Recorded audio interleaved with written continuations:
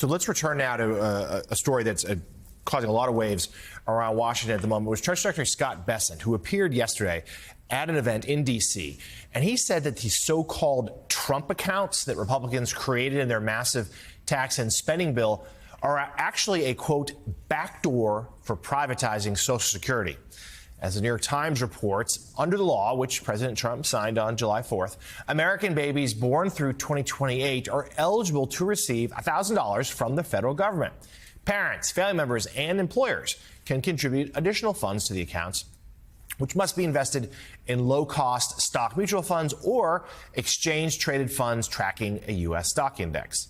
So here's what the Treasury Secretary said yesterday, followed by his comments a short time ago, earlier this morning on CNBC. I'm not sure when the distribution level date should be, should it be 30 and you can buy a house, should it be 60, but in a way, it is a backdoor for privatizing Social Security. It was ridiculous. I was giving an interview, and I was talking about the $1,000 baby bonds that every American citizen, every newborn is going to get.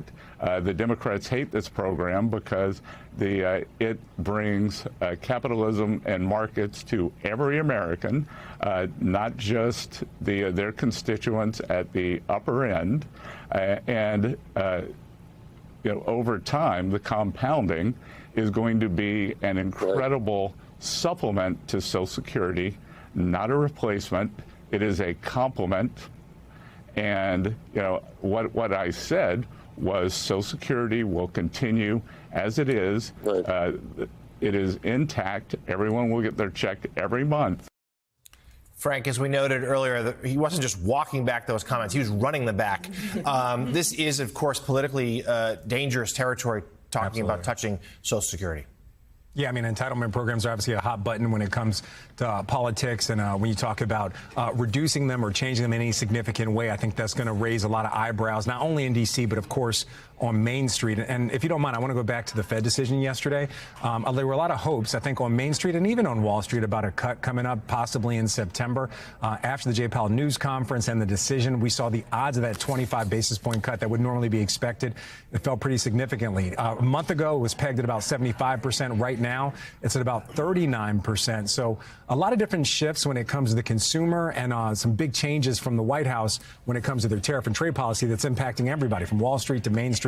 And what Treasury Secretary Scott Bessent's talking about clearly is going to get a reaction from a lot of people on Main Street, a lot of regular Americans, as he calls them. They really rely on those Social Security benefits. CNBC's Frank Holland covering a lot of ground for us this morning. Frank, thank you so much. I mean, Molly, Democrats have been warning about this, that this is what the Republicans want to do all along.